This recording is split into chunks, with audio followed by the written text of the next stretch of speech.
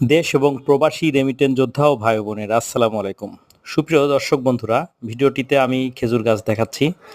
এটা সৌদি জাতের খেজুর গাছ এবং বাংলাদেশের বা বাংলার মাটিতে মূলত যে বাগানটি বা যে ভিডিওটি আপনাদেরকে আমি এখন উৎসর্গ করছি, এটি আমাদের বাংলাদেশের উত্তরবঙ্গে কুড়িগ্রামে অবস্থিত কুয়েত প্রবাসী এক ভাইয়ের বাগান।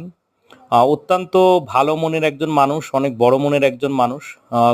কুয়েতের বাদশাহ সাহেবের সঙ্গে উনি সফরসঙ্গী ছিলেন এবং এই বাদশার বা এই প্রেসিডেন্টের ভালো লাগার কিছু বিষয় তার মাঝে স্থায়ী হয়েছে, যেমন খেজুর গাছ রোপণ এবং হরিণ পালন।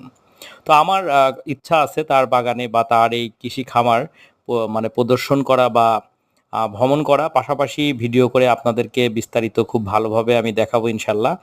তো এই ভাইটির বাগানে যত্ন বা কিভাবে কি করবেন এ ব্যাপারে তাকে আমরা গাইডলাইন করব এবং আমরাও চাই বাংলার মাটিতে সৌদি খেজুর হোক এবং আমাদের দেশের মানুষগুলো সব দিক দিয়ে সামনের দিকে এগিয়ে যায়, কারণ দিন শেষে আমরা বাঙালি, একে অপরের ভাই।